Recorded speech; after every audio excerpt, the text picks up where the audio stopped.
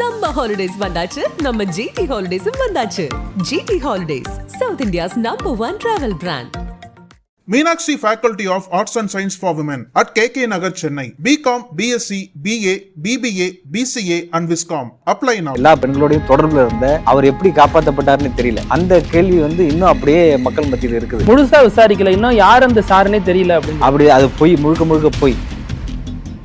சந்தேகத்தின் அடிப்படையில் தான் பதிவு பண்ணிருக்காங்க, ஆதாரமே இல்லைங்கிறாரு கோர்ட்ல. 75 டாக்குமெண்ட்ஸ் ப்ரூவ் பண்ணிட்டாங்கன்னு சொல்றாங்கல்ல. அம்மா தனியா இருக்காங்க, எனக்கு 8வது படிக்கிற ஒரு பொண்ணு தனியா இருக்கு, கெஞ்சி அழுதுருக்காரு. This kind of accused till to be an iron hand அப்படின்னு சொல்லுவாங்க. சென்ட்ரல் கவர்மெண்டே இது அக்செப்ட் பண்ணிட்டாங்க. ஐபிசியை பிஎன்எஸ் மாத்தினதோட விளைவா தான் இந்த மாதிரி கசிஞ்சிருக்கு. சார் யாரும் இது வரைக்கும் சொல்லாத விஷயம்.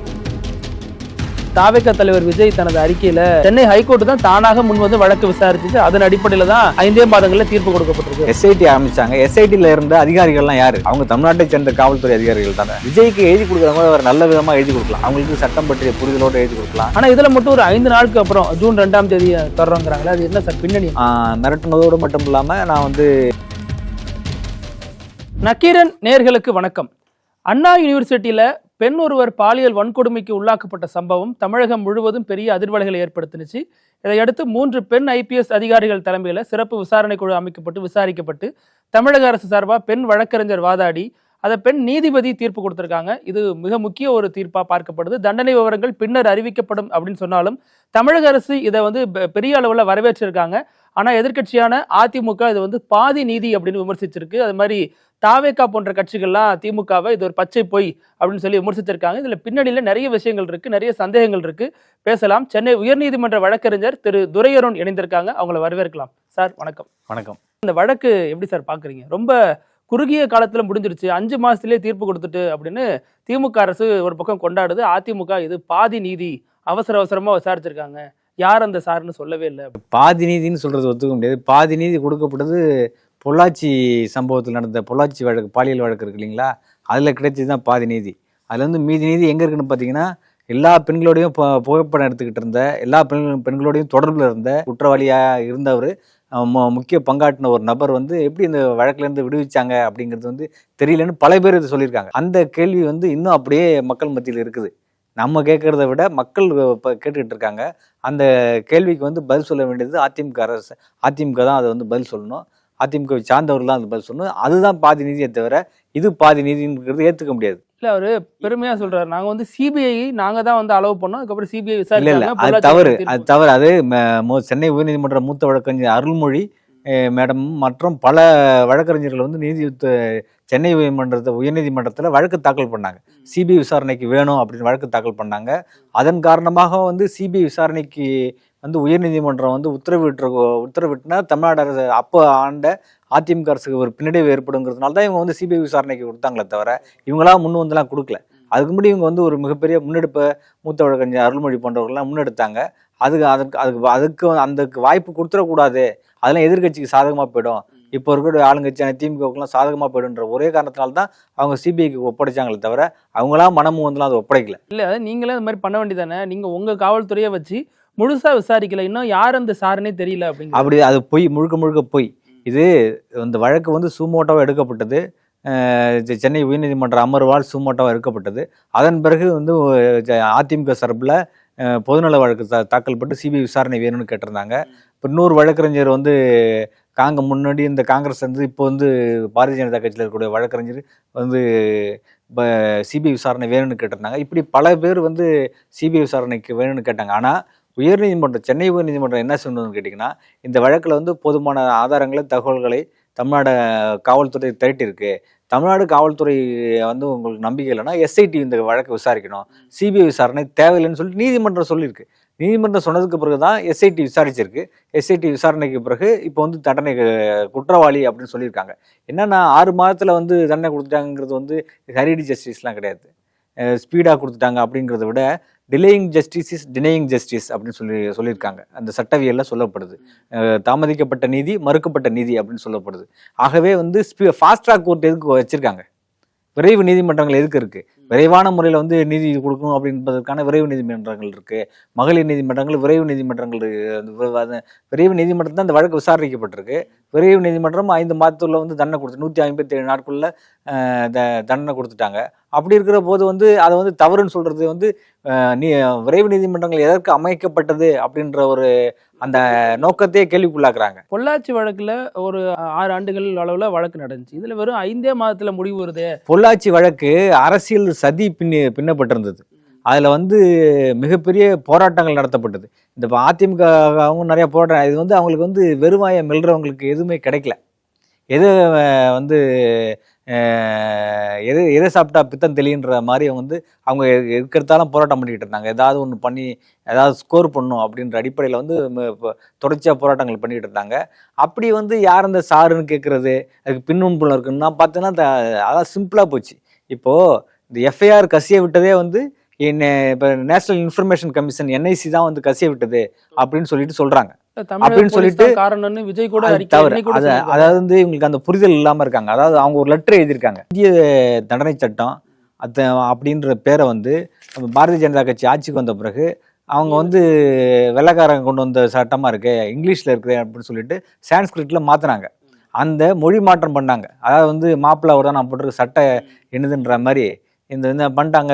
பிஜேபி என்ன பண்ணிடுச்சு, அவங்க சொல்லியிருக்க சட்டத்தில் உள்ள உள்ளடக்கங்கள் எல்லாம் வந்து வெள்ளைக்காரன் வச்சது தான். அது பாருங்க இந்தியன் பீனல் கோட் தான் இருக்கு, பேர் மட்டும் மாத்திட்டாங்க அவங்க. அந்த பேரை மாற்றினது விளைவா வந்து இந்த எஃப்ஐஆர் வந்து லீக் ஆகி போச்சு அப்படின்னு சொல்லிட்டு அது வந்து யார் எழுதியிருக்காங்கன்னா NICயோட ரீஜனல் ஆஃபீஸ் வந்து தமிழ்நாடு அரசுக்கு தெரிவிச்சிருக்காங்க. இதேமாரி வந்து IPC வந்து BNS மாற்றினதுல ஏதோ தவறு நடந்து போய் வந்து வெளியே வந்துருச்சு அப்படின்றாங்க. அதோடு மட்டும் இல்லாமல் ஃபோன் நம்பர்லாம் யாரோட ஃபோன் நம்பர் வந்தால் சென்ட்ரல் கவர்மெண்டோட அந்த மினிஸ்ட்ரியோட வேலை செய்கிறவங்களோட ஃபோன் நம்பரை அந்த சம்மந்தப்பட்ட நபர்கள் பயன்படுத்தினதா சொல்கிறாங்க. டவுன்லோட் பண்ணுறதுக்கு பயன்படுத்தப்பட்டதா சொல்கிறாங்க. இல்லை இது வந்து அவங்களே அந்த அரசு தரப்பு அந்த சென்ட்ரல் கவர்மெண்ட்டே இதை வந்து அக்செப்ட் பண்ணிக்கிட்டாங்க. இந்த வந்து இந்த BNSலேருந்து IPCயை வந்து BNS மாற்றினதோட விளைவாக தான் இது மாதிரி வந்து கசிஞ்சிருக்கு அப்படின்னு சொல்கிறாங்க. அதோடு மட்டும் இல்லாமல் இது மாதிரியான வழக்குகளில் சுப்ரீம் கோர்ட் என்ன சொல்கிறாங்கன்னா பெண்கள் தொடர்பான வழக்குகள் இருக்கும்போது இது வந்து அதை வந்து எஃப்ஐஆர்லாம் லீக் பண்ணக்கூடாது, பப்ளிக் டொமைனில் வைக்கக்கூடாது அப்படின்னு சொல்லிட்டு கைட்லைன்ஸே கொடுத்துருக்காங்க. பெண்கள் சம்மந்தப்பட்ட வழக்கை நீங்கள் எஃப்ஐஆரை வந்து வெளியே விடக்கூடாதுன்னு சொல்லிட்டு சுப்ரீம் கோர்ட் கைட்லைன்ஸ் இருக்குது, வழிகாட்டு நெறிமுறை இருக்குது. உச்ச நீதிமன்ற வழிகாட்டு நெறிமுறை இருக்கும்போது அதை வெளியிடவே கூடாது. யாரோ ஒருத்தவங்க தவறுதலாக அந்த எஃப்ஐஆரை எடுத்ததோடு மட்டும் இல்லாமல் அதை இவங்க கைக்கு கிடச்சி அதை வெளியிட்டுட்டாங்க. அது எல்லாமே தனியாக விசாரணை நடந்துகிட்டு இருக்கு. அதை பற்றி ஒரு விசாரணை SITயே அதை பற்றி ஒரு விசாரணை பண்ணிக்கிட்டு இருக்காங்க, அதை விசாரணை செஞ்சுட்டு இருக்காங்க. அது யார் செய்ய போகிறாங்கங்கிறது, யார் அது தவறு செஞ்சாங்கிறது தன்னாலே வெளியே வரும். இதில் என்ன பிரச்சனைன்னு கேட்டிங்கன்னா NICயே ஒத்துக்குச்சு. Union home ministries crime and criminal tracking network சிஸ்டம்ஸ்லேருந்து எடுத்திருக்காங்க. அதாவது வந்து இது யார் வந்து நிர்வகிக்கிறாங்கன்னா நேஷனல் இன்ஃபர்மேஷன் சென்டர் NIC வந்து NIC is part of the union ministry of electronics and information technology அப்படின்னு சொல்லப்படுது. Union ministry of electronics and information technology இந்திய அரசோட கட்டுப்பாட்டில் வருது. அப்படி இருக்கிற போது இதை எப்படி தமிழ்நாடு அரசு காவல்துறை வந்து வெளியிட முடியும்? அதுக்கான வாய்ப்பே கிடையாது. இந்த ஒரு ஆங்கிள் சொல்லவே இல்லையா காவல்துறையே? இல்லை, காவல்துறை சொல்லிட்டாங்க. சொன்னதுனால தான் வந்து அவங்க ஒரு லெட்டர் எழுதுறாங்க. அந்த லெட்டரில் என்ன சொல்றாங்கன்னா தமிழ்நாடு அரசுக்கு தெரியப்படுத்துறது என்னன்னா இந்த தவறுக்கு என்ன காரணம்னா இந்தியன் தண்டனை சட்டத்திலேருந்து பாரதிய நியாய சங்கீதாங்கிறத சட்ட பெயர் மாற்றத்தின் காரணமாக அது நிறைய என்ன பண்ணியிருக்காங்கன்னா இந்த பிஜேபி அரசு என்ன பண்ணியிருக்குன்னா முன்னாடி இப்போ 376 இருந்தது. இப்போ 376 ரேப்புக்கு பனிஷ்மெண்ட் வந்து பார்த்தீங்கன்னா 376 இருந்தது. இப்போ 64 மாற்றிருக்காங்க. 63 ரேப்பு, 64 பனிஷ்மெண்ட் ஃபார் ரேப்னு மாற்றிருக்காங்க. முன்னாடி 375 ரேப்பு டெஃபினேஷன் இருந்துச்சு, 376 வந்து பனிஷ்மெண்ட் ஃபார் ரேப்பாக இருந்தது. அதை மாற்றிருக்காங்க. இந்த மாதிரி மாற்றி போட்டுறதுல அவங்களுக்கு வந்து ஒரு குளறுபடி ஏற்பட்டு வெளியே வந்துருச்சுன்னு சொல்லி NICயே சொல்லுது. NICயோட ரீஜனல் முக்கியமான வாதம் வரைக்கும் திமுக சேர்ந்தவங்களும் யாரும் எடுத்து வைக்காத விஷயமா இல்லை, அது வந்து அவங்களுக்கு கவனத்துக்கு வராமல் இருந்திருக்கலாம். ஆனால் இது வந்து நம்ம சொல்ல NIC சொல்லு. NICயோட மண்டல அலுவலர் வந்து தமிழ்நாடு அரசுக்கு லெட்டர் எழுதியிருக்காரு. இதெல்லாம் வந்து பத்திரிகையில் வந்திருக்கு. ETV பாரத்தில் வந்திருக்கு, ஹிந்துவில் வந்திருக்கு, டைம்ஸ் ஆஃப் இந்தியாவில் வந்திருக்கு, பல்வேறு பத்திரிகைகள் வந்து கேரி அவுட் பண்ணியிருக்காங்க. அப்படி இருக்கும்போது வந்து காவல்துறை வந்து இந்த எஃப்ஐஆர் லீக் பண்ணாங்கிறது ஏற்புடையதில்லை, அது வந்து நியாயமானதும் இல்லை. அப்புறம் தாவேக தலைவர் விஜய் தனது அறிக்கையில் இந்த விஷயத்தை சொல்லியிருக்காரு. எஃப்ஐஆர் தான் காரணம், இது வந்து லீக் பண்ணது தான் காரணம், அதிகாரிகள் மீது நடவடிக்கை எடுக்கணும் அப்படின்னு சொல்லியிருக்காரு. அது மட்டும் இல்லாமல் முதல்வர் சொன்ன விஷயத்தையும் கேள்விக்குள்ளாக்கியிருக்காரு. வந்து போலீஸ் தான் காரணம், போலீஸ் தான் 6 மாதத்துல கேஸை முடிச்சிட்டாங்கிறீங்க, அது ஒரு பச்சை பொய், சென்னை ஹைகோர்ட் தான் தானாக முன் வந்து வழக்கு விசாரிச்சுட்டு அதன் அடிப்படையில் தான் 5 மாதங்களில் தீர்ப்பு கொடுக்கப்பட்டிருக்கு அப்படின்னு சொல்றாரு. இல்லை அதிமுக சேர்ந்தவங்க நிறைய பேர் வழக்கு போட்டாங்க. வழக்கு போட்ட போது வந்து சிபிஐ விசாரணை வேணும்னு சொல்லி உயர்நீதிமன்றம் சொல்லல. சென்னை உயர்நீதிமன்றம் வந்து சிபிஐ விசாரணை வேணும்னு சொல்லல. எஸ்ஐடி ஆரம்பிச்சாங்க. எஸ்ஐடியில் இருந்த அதிகாரிகள்லாம் யாரு?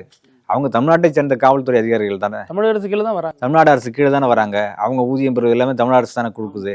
தமிழ்நாடு அரசு காவல்துறையில் வேலை செய்யக்கூடிய பணியாற்றக்கூடிய காவல்துறை அதிகாரிகள் அவங்க தான் அந்த வழக்கு நடத்தியிருக்காங்க. அப்போ தமிழ்நாடு அரசு தான் இந்த வழக்கு நடத்தியிருக்கு, திறம்பட வழக்கு நடத்தியிருக்கு. இதில் வந்து இதுக்கு உள்நோக்கம் கற்பிக்கிறதுலாம் வந்து அவங்களுடைய சுயலாபத்துக்காக பண்ணுறாங்களே தவிர பொலிட்டிக்கல் மைலேஜுக்காக அதெல்லாம் செய்கிறாங்களே தவிர அதெல்லாம் உண்மை இருக்கிறதா தெரியல. விஜய்க்கு எழுதி கொடுக்குறவங்க வேறு நல்ல விதமாக எழுதி கொடுக்கலாம். அவங்களுக்கு சட்டம் பற்றிய புரிதலோடு எழுதி கொடுக்கலாம். ஏனோ தானோன்னு எழுதி கொடுக்குறதுல வந்து அர்த்தம் இல்லை. இந்த சீக்கிரமாக கொடுத்துட்டாங்கிறது கேள்வி வந்து ஃபாஸ்ட்ராக் கோர்ட்டுங்களே வந்து கேள்விக்குள்ளாக மாதிரி இருக்குது. அதோடு மட்டும் இல்லாமல் விரைவு நீதிமன்றங்கள் ஏன் உருவாக்கப்பட்டது அப்படின்ற அதன் நோக்கத்தை உதாசீனப்படுத்துகிற மாதிரி, அதை வந்து கொச்சைப்படுத்துகிற மாதிரி இருக்குது, சிறுமைப்படுத்துகிற மாதிரி இருக்குது. அதெல்லாம் தவறு. அவ்வளோ பெரிய வந்து ஒரு அரசியல் கட்சியை வந்து நடத்துகிறவங்க வந்து இந்த ஒரு பரந்துபட்ட பார்வை, சட்டம் பற்றிய புரிதல்லாம் அவங்களுக்கு வந்து தேவை. அது இல்லாமல் இருக்கிறது தவறு. பொள்ளாச்சி வழக்குலேயும் இப்படி தான் தீர்ப்பு மஸ்ட்டு கொடுத்துட்டு தண்டனை விவரங்கள் பின்னர் அறிவிக்கப்படுனாங்க. இதுல வந்து 2-3 மணி நேரத்தில் விவரங்கள் வெளியாயிடுச்சு. ஆனால் இதில் மட்டும் ஒரு 5 நாளுக்கு அப்புறம் ஜூன் 2ஆம் தேதி தர்றோங்கிறாங்களே, அது என்ன சார் பின்னணி? அதில் இது வந்து ரேரஸ்ட் ஆஃப் ரேர் கேஸாக பார்க்கப்படுது. இந்த வழக்கில் வந்து இது வந்து பல்வேறு வழக்குகள் வந்து குற்றச்சாட்டப்பட்டிருக்கு. 11 பிரிவின் கீழ் இருக்குது. ஒரு சில பிரிவுகள் தான் வந்து சென்சிட்டிவான கேஸுன்றதுனால பூட்டப்பட்ட அறையில் தான் வந்து வழக்கு நடத்தப்படும். இது வந்து திறந்த நீதிமன்றமாக வந்து வழக்கு நடத்தப்படாது. அந்த அடிப்படையில் பார்த்தீங்கன்னா 331 கிளாஸ் 6, 331 உட்பிரிவு 6 லர்க்கிங் ட்ரெஸ்பாஸ் பை நைட், இரவு நேரத்தில் வந்து அத்துமீறி நுழைகிறது. அதுக்கப்புறம் வந்து 126 உட்பிரிவு 2 சட்டத்துக்கு புறம்பாக வந்து தடுத்து நிறுத்துறது. அப்புறம் 140 கிளாஸ் உட்பிரிவு 4 கிட்னாப்பிங், கடத்துறது, கடத்தி அவங்களுக்கு வந்து காயத்தை ஏற்படுத்துறது. அப்புறம் 75 கிளாஸ் 2 செக்ஸுவல் ஹராஸ்மெண்ட், வந்து பாலியல் தொல்லை கொடுக்கறது. அதுக்கப்புறம் வந்து 64 கிளாஸ் 1 பாலியல் வல்லுறவு, ரேப். இது எல்லாமே வந்து பிஎன்எஸ் கீழே வருது. புதியதாக கொண்டு வந்தப்பட்ட அந்த சமஸ்கிருத சட்டமான பாரதிய நியாய சங்கீதாவுக்கு கீழே இதெல்லாம் கொண்டு வந்து வருது. அதோடு மட்டும் இல்லாமல் இன்ஃபர்மேஷன் டெக்னாலஜி ஆக்ட் வந்து போட்டிருக்காங்க. என்னென்னா அந்த பையன் அவங்க 2 பேர் பேசிகிட்டு இருக்கவங்கள வந்து ஃப்ளைட் மோட்லேயே போட்டு வச்சுட்டு அவங்களை ரெக்கார்ட் பண்ணி தான் போய் சொல்லிவிட்டு, அதுக்கப்புறம் வந்து அந்த பையனை வந்து தலையில் அடித்து விரட்டினதுக்கு அப்புறம் இந்த பொண்ணோட வந்து பாலியல் ரீதியாக தொந்தரவு கொடுக்குறான், வல்லுறவு செய்கிறான். அதை வந்து வீடியோ எடுத்து வச்சுக்கிட்டு நான் வந்து எல்லாத்தையும் காட்டிடுவேன் அப்படின்னு சொல்லி மிரட்டுறான். மிரட்டினதோடு மட்டும் இல்லாமல் நான் வந்து அவங்கள வந்து உங்களுக்கு இது மூலமாக உனக்கு டிசியை வாங்கிடுவேன் அப்படின்னு சொல்லி மிரட்டுறான். அவனை வந்து இந்த அரசியல் கட்சிகள் மற்ற எதிர்கட்சிகள்லாம் வந்து ஒரு ஆளுங்கட்சியோட தொடர்பு படுத்துறாங்க. எத்தனையோ பேர் எங்கேயோ இருப்பான், அவனை ஒரு குற்றம் செய்வாங்க, இது பண்ணுவான். அவங்கெல்லாம் வந்து ஒரு கட்சிக்கு ஆதரவாக இருக்காங்க அப்படின்றனால அந்த கட்சியை வந்து அதுக்கு பொறுப்பேற்கிறதுங்கிறது வந்து ஏற்றுக்கொள்ள முடியாது. அது நியாயமும் இல்லை. இந்த வழக்கை பொறுத்த மட்டும் ஏன் வந்து இவ்வளோ நாட்கள் எடுத்துக்கிட்டாங்க அப்படின்னு பார்த்தீங்கன்னா, இது வந்து ரேரஸ்ட் ஆஃப் ரேர் கேஸாக இருக்குது. ஒரு நாடு முழுக்க பேசப்பட்ட ஒரு வழக்காக இருக்குது. அந்த எதிர்கட்சிகள் வந்து எதுவுமே கிடைக்காத போது இதை ஒரு ஆயுதமாக எடுத்துக்கிட்டு அரசுக்கு வந்து ஒரு களங்கம் விளைவிக்கலாம் அப்படின்னு சொல்லிட்டு இவங்க தொடர்ச்சியாக வந்து இப்போது இந்த அரசு வந்து பல்வேறு நலத்திட்டங்களை செய்கிற போது எதிர்கட்சிகள் வந்து அதை ஏற்றுக்க மாட்டாங்கல்ல. அவங்க ஆளுங்க ஆட்சிக்கு வரணும்னு தானே பார்ப்பாங்க. இந்த அரசு வந்து நல்லது செய்யுதுன்னு சொல்லிட்டாங்கன்னு சொன்னால் அவங்களோட இதுக்கு எக்ஸிஸ்டன்ஸுக்கு வேலை இல்லாமல் போயிடும்ல. அவங்க எப்படி வந்து சர்வே பண்ண முடியும்? அதுக்காக வந்து பல்வேறு குற்றச்சாட்டுகள் சொல்கிறாங்க. அந்த இப்படி ஒரு முக்கியத்துவம் வாய்ந்த அரசியல் முக்கியத்துவம் வாய்ந்த இந்த வழக்கில் வேறு ஏதாவது தீர்ப்பு கொடுத்துட முடியுமா அப்படின்னு பார்க்குறாங்க. வேறு இந்த வழக்கை பொறுத்த மட்டும் ஆயுள் தண்டனை தான் கொடுக்க முடியும். 64 கிளாஸ் 1க்கு வந்து ரேப்பு, பாலியல் வல்லுறவுக்கு வந்து ஆயுள் தண்டனை தான் கொடுக்க முடியும். அந்த மற்ற வழக்குகள் பார்த்தீங்கன்னா அந்த ட்ரெஸ்பாஸ்க்கு வந்து 14 ஆண்டுகள் தண்டனை கொடுக்க முடியும். அந்த ராங்ஃபுல் அந்த தடுத்து நிறுத்தல் 126 கிளாஸ் 2க்கு வந்து 1 month தான் தண்டனை இருக்குது.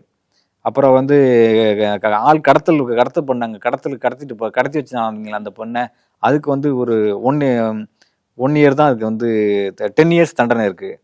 அதுக்கு பிறகு வந்து செக்ஸுவல் ஹராஸ்மெண்ட்டுக்கு 3 ஆண்டுகள் தண்டனை இருக்குது. அப்புறம் 64க்கு லைஃப். இப்படி தான் இருக்குது.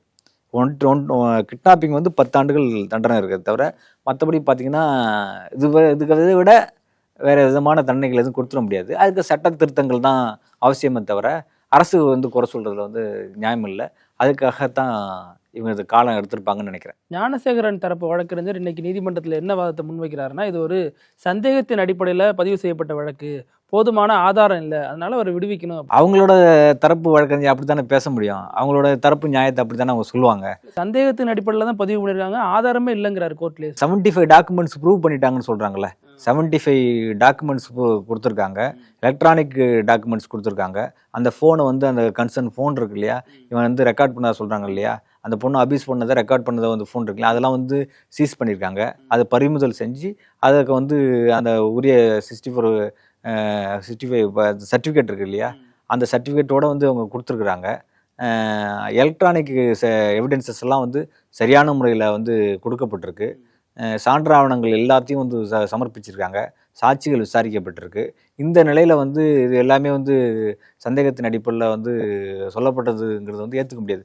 ப்ளீட் கில்ட்டின்னு சொல்லிட்டாங்களே, அவருக்கு 11 குற்றச்சாட்டுகளும் வந்து நிரூபிக்கப்பட்டுருச்சு அப்படி நீதிமன்றம் சொன்னதுக்கப்புறம் அதுவெல்லாம் பொய்ன்னு சொல்கிறது வந்து ஏற்புடையதல்ல. இல்லை சார், அந்த பாதிக்கப்பட்ட நபர் வந்து நீதிமன்றத்தில் நீதிபதிகிட்ட கெஞ்சி கதறி அழுதுருக்காருன்னு தகவல் வெளியே இருக்குது. குறிப்பாக என்ன சொல்லியிருக்காருன்னா, இந்த மாதிரி எனக்கு அம்மா தனியாக இருக்காங்க, எனக்கு 8வது படிக்கிற ஒரு பொண்ணு தனியாக இருக்குது, நான் தான் சம்பாதிக்கணும், என் தொழில் பாதிக்கப்படுது அப்படின்லாம் கெஞ்சி அழுதுருக்காரு. வழக்கமாக பல குற்றவாளிகள் பண்ணுறதா இருந்தாலும் இது வந்து வழக்கில் ஒரு தாக்கத்தை ஏற்படுத்துமா, தீர்ப்பில் ஏற்படுத்தாது. அதாவது வந்து இந்த ரேரஸ்ட் ஆஃப் ரேர் கேஸில் இந்த மாதிரி அக்யூஸ்டுக்கு வந்து they are not entitled for any mercy, any consideration, any relief. அதாவது deal to be this kind of accused deal to be an iron hand அப்படின்னு சொல்லுவாங்க. இரும்புக்காரங்க கொண்டு இவங்கெல்லாம் வந்து இதை ஒடுக்கணும் அப்படின்னு சொல்லுவாங்க. அது மாதிரி தான் இவங்களுக்கு தண்டனை கிடைக்குமே தவிர ஏனோதானானு வந்து எந்த தீர்ப்பும் கொடுத்துட மாட்டாங்க. இது ஒரு சமூக முக்கியத்துவம் வாய்ந்த ஒரு வழக்கு. ஒரு கல்லூரியில் அத்துமீறி போயிட்டு அங்கே உள்ள அந்த 2 நண்பர்கள் பேசிக்கிட்டு இருந்தது வந்து இவங்க வந்து தவறாக சித்தரிச்சதோடு மட்டும் இல்லாமல் அவங்களுக்கு வந்து தொந்தரவு கொடுக்குறதுங்கிறது ஏற்றுக்க முடியாது. நாளைக்கு மற்ற கல்லூரிகள் நடக்கும், அவங்களுக்கு வந்து பாதுகாப்பு இல்லாத ஒரு கல்லூரிங்கிறது ஒரு பாதுகாக்கப்பட்ட ஒரு பகுதி. அந்த இடத்துக்கு போயிட்டு அத்துமீறி நடந்துட்டு எனக்கு வந்து இது ஒரு கன்சிடர் பண்ணுங்க அப்படின்னு கேட்குறதுல வந்து எப்படி அக்செப்ட் பண்ணிப்பாங்க?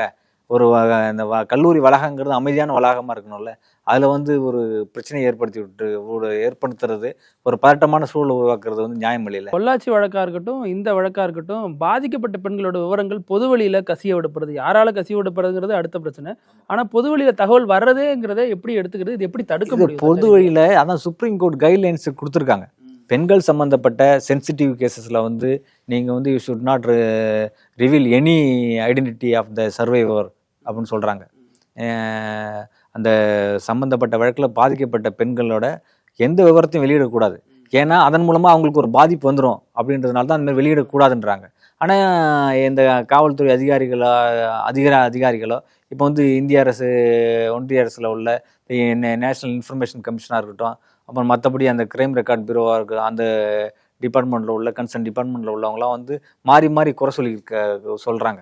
யாரோ வந்து எங்களோட இது வந்து ஃபோன் நம்பரை வந்து தவறாக பயன்படுத்தி ஓடிபிலாம் எடுத்து அதன் மூலமாக எஃப்ஐஆர் எடுத்துட்டாங்கன்னு சொல்கிறாங்க. இதெல்லாம் வந்து ஏற்புடையது இல்லை. அதாவது வந்து சம்மந்தப்பட்ட பெண்ணை வந்து வெளியில் சொல்லி அதன் மூலம் அவங்களுக்கு ஒரு ஆபத்து வருது அப்படின்றது யார் பொறுப்பாக முடியும்? அதி முக்கியத்துவம் வாய்ந்த ஒரு இடத்துல இருந்துக்கிட்டு நேஷ்னல் இன்ஃபர்மேஷன் கமிஷன் இப்படி வந்து சொல்லி இது வந்து சரியானது இல்லை. நாளடைவில் வந்து இது வந்து இவ்வளோ தொழில்நுட்பம் வளர்ந்து விட்ட பிறகும் இப்படியான தவறுகள் நடக்கிறதுங்கிறத ஏற்றுக்க முடியாது. இதை வந்து சரி பண்ணணும், அரசு தான் சரி பண்ணணும், இந்திய அரசு தான் சரி பண்ணணும். இதில் அந்த குற்றம் செய்தவருக்கு ஆதரவாக அல்லது அவர் தரப்பை முன்வைக்கிற வகையில் வழக்கறிஞர் யாருமே அவருக்காக ஆஜராகலை. இதையடுத்து சட்டப்பணிகள் குழு வச்சிருந்தா 2 பேர் ஆஜரானாங்க அப்படிலாம் சொல்லப்படுது. இப்படி பாலியல் பொள்ளாச்சி வழக்கில் இப்படி ஒரு நடவடிக்கை இல்லை, இங்கே வந்து இப்படி மொத்தமாக வழக்கறிஞர்களை புறக்கணிக்கிறதுங்கிறது. அது சில சமயம் வந்து பார் என்ன பண்ணுவாங்கன்னா, மோசமான வழக்குகளாக இருக்குது, ஒரு பெண் பாதிக்கப்படுறாங்க, ஒரு குழந்தை பாதிக்கப்படுறாங்க, கல்லூரி மாணவர் பாதிக்கப்படுறாங்கும்போது பார் வந்து இந்த stay away from dealing the cases சொல்லி விலகி இருந்துருவாங்க. அதை வந்து அதில் சில சென்னையில் இருக்கக்கூடிய உயர்நீதிமன்ற வழக்கறிஞர் சங்கமாக இருந்தாலும் சரி, மற்ற கீழமை நீதிமன்ற வழக்கறிஞர் சங்கங்களாக இருந்தாலும் சரி, அதில் ஒரு முடிவு எடுத்து அமைதி காத்துட்டாங்க. அவங்க வந்து அந்த விலகி இருந்துட்டாங்க. இது மாதிரியான வழக்குகளை வந்து நாங்கள் அப்பியர் நிறைய வழக்குகள் இருக்குது. தமிழ்நாடு சார்ந்த வழக்குகள் வரும்போது, தமிழர் உரிமை அப்புறம் மொழி பிரச்சனைகள்லாம் வரும்போது இவங்க விலகி நிற்பாங்க. இந்த வழக்குகளை வந்து யாரும் அப்பியர் ஆக மாட்டோம் அப்படின்னு சொல்லுவாங்க. அதுமாரி இந்த வழக்கில் வந்து முடிவு எடுத்திருக்காங்க. அது வந்து வரவேற்கத்தக்கது தான். அது எப்படி இருந்தாலும் ஒரு அட்வொகேட் அப்பியர் தான் ஆவார். எங்கள் லீகல் எய்ட்லேருந்து ஒருத்தவங்க இப்போ சட்டப்பணிகள் குழு லீகல் எய்ட் இருக்கு இல்லையா, அதுலேருந்து ஒருத்தர் அட்வொகேட்டை வந்து அப்பியர் தான் ஆவாங்க. அதுதான் வந்து நேச்சுரல் ஜஸ்டிஸ், சம வாய்ப்பு வந்து வழங்கப்படணும். அவர் தரப்பு வந்து விசாரிக்காமலே வந்து தீர்ப்பு வழங்க முடியாது. அப்போது அந்த சட்டப்பணிகள் குழுலேருந்து போயிருக்கவங்க வந்து திறம்பட தான் வாதிட்டு இருப்பாங்க. அவங்க தேர்ந்த வழக்கறிஞர்களை தான் வந்து சட்டப்பணிகள் குழு லீகல் எய்ட் வந்து அப்பாயிண்ட் பண்ணும். அப்படி இருந்தும் குற்றச்சாட்டுகள் நிரூபணம் செய்யப்பட்டிருக்கு. அதன் மூலம் தான் தண்டனை கிடைக்க போகுது. இதுல நிறைய பேர் என்ன சொல்றாங்கன்னா, இவருக்கு வந்து மரண தண்டனை கொடுக்கணும், அதற்கான வாய்ப்புகள் இருக்கும் கண்டிப்பா. அப்படி இல்ல, இந்த டைம் டியூரேஷன் கூட அதுக்காக தான் வச்சிருக்காங்க. இல்ல அப்படி இல்ல. அதுல 376ல அந்த ரேப் வந்து இப்போ வந்து பிஎன்எஸ்ல மாத்திருக்காங்க இல்லையா, 64 கிளாஸ் 1ல பாலியல் வல்லுறவுக்கு மாத்திட்டாங்க இல்லையா. அதுல அந்த தண்டனை, அந்த சட்டத்தின் கீழ் வந்து எந்த தண்டனை என்ன கொடுக்க முடியும் அப்படின்னு சொன்னா வந்து உச்சபட்ச தண்டனை அதுல வந்து என்ன போட்டிருக்குன்னு பாத்தீங்கன்னா, whoever commits rape, shall be punished with rigorous imprisonment of either description for a term which shall not be less than 10 years. குறைந்தபட்சம் 10 ஆண்டுகள். இப்போ 10 ஆண்டுகளுக்கு கீழே அவங்களுக்கு எந்த தண்டனையும் கொடுக்க முடியாது. But which may extend to imprisonment for life and shall also liable to be fine அப்படின்னு சொல்றாங்க. அதாவது வந்து குறைந்தபட்சம் 10 ஆண்டு, அதிகபட்சமாக அவங்களுக்கு வந்து ஆயுள் தண்டனை கொடுக்கணும் அப்படின்னு சொல்லிட்டு 64 கிளாஸ் 1 பிஎன்எஸ்ல இருக்குது. ரேப்புக்கு கீழ் இதுதான் தண்டனை கொடுக்க முடியும். பனிஷ்மெண்ட் ஃபார் ரேப் இதுதான். அது அப்படி இருக்கும்போது இம்ப்ரிசன்மெண்ட் ஃபார் லைஃப் தான், ஆயுள் தண்டனை தான் கொடுப்பாங்களே தவிர்த்து இந்த சட்டத்தில் பனிஷ்மெண்ட் ஃபார் ரேப்புக்கு பாலியல் வல்லுறவுக்கான தண்டனை என்பது வந்து ஆயுள் தண்டனை இருக்கிற போது அதை மாற்றி வேற எந்த தண்டனை கொடுத்ததுக்கான வாய்ப்புகள் இல்லை. இது வந்து உச்சபட்ச தண்டனை, மரண தண்டனை வந்து கொடுக்கக்கூடாதுன்னு சொல்லி பல நாடுகள் வந்து சட்டம் கொண்டு வந்துடுச்சு. அப்படி இவங்க கொடுக்கறதுக்கு வந்து சட்ட ரீதியாக வந்து வழிவகை செய்யணும்னா அரசமைப்பு அந்த இந்திய அரசு தான் வந்து சட்ட திருத்தம் கொண்டு வரணுமே தவிர இருக்கிற அமைப்புகளை வந்து காவல்துறையோ தமிழ்நாடு அரசோ குறை சொல்றதுல நியாயம் இல்லை. பொள்ளாச்சி வழக்கு எடுத்துக்கிட்டால் அந்த குற்றவாளிகள் எல்லாருமே உள்ளே போயிட்டு வெளில வரப்போ இன்னும் வந்து உடல் வந்து பருத்து தான் வந்தாங்க. அது பார்க்க பொதுமக்கள் ரொம்ப கொந்தளிச்சாங்க. இந்த வழக்கில் ஞானசேகரன் அப்படியே வேற மாதிரி இழைச்செல்லாம் வர்றாரு. என்ன சார் நீதி விசாரணையில அவங்க பொருளாதார ரீதியா வந்து வசதி வாய்ப்பான நபர்களா இருப்பாங்க. காவல்துறை அங்க வந்து காசு கொடுப்பாங்க. அவங்க தனியா சமைச்சு சாப்பிட்றதுக்கான வழிமுறைகள்லாம் வந்து அங்கேயே சமைச்சு சாப்பிடுவாங்க. சிறையில வந்து தனியா சமைச்சு சாப்பிட்றதுக்கு நீண்ட நாள் கைதிகளா இருக்கவங்க வந்து சமைச்சு சாப்பிட்றதுக்கான விசாரணை கைதிகள் சமைச்சு சாப்பிட்றதுக்கான அவங்க உணவு எல்லாம் கொடுத்து சமைச்சு சாப்பிட்றதுக்கான ஏ கிளாஸ் பிரிசனர்ஸ்லாம் சமைச்சு சாப்பிட்றதுக்கான வாய்ப்பு வசதிகள்லாம் இருக்கும். அது கொடுப்பாங்க. அவங்களே சமைச்சு சாப்பிட்டுப்பாங்க. அதுமாரி வசதி வாய்ப்புகளை ஏற்படுத்தி கொடுப்பாங்க. அது காசு கட்டணும். அவங்க அது வந்து பணத்தை கட்டி அதுமாதிரி நடத்துவாங்க. இவங்களும் வந்து இப்போ அதுமாரி கொடுங்க. ஞானசேகர் தரப்புல வந்து அதுமாரிலாம் வசதி வாய்ப்புலாம் இருந்திருக்காது. அதனாலே அழைச்சி போயிருப்பார் அவர். ரொம்ப நன்றி சார். நிறைய அதிர்ச்சிகர தகவல்லாம் சொல்லியிருக்கீங்க. எஃப்ஐஆர் லீக் பண்ணதே தேசிய அரசு தான் சொல்லியிருக்கீங்க. பொறுத்திருந்து பார்க்கலாம் இது சம்பந்தமா என்னென்ன விவாதங்கள் நடக்கும் அப்படின்னு. உங்க நேரத்துக்கு கருத்துக்கு ரொம்ப நன்றி. நன்றி. நக்கீரன் டிவிக்கு சப்ஸ்கிரைப் செய்யுங்கள். உங்கள் ஆதரவே எங்கள் பலம். ஆசிரியர்களுக்கு நண்பனாகவும் மாணவர்களுக்கு ஆசானாகவும் திகழும் தேர்வு வழிகாட்டி. ஒவ்வொரு பாடத்திற்கும் அனுபவமிக்க ஆசிரியர்களின் துல்லியமான தெளிவான விடைகள். CNC இருக்கு, தேர்வு பயம் எதற்கு? இது தீரன் பப்ளிஷிங் ஹவுஸ் விற்பனை வெளியீடு.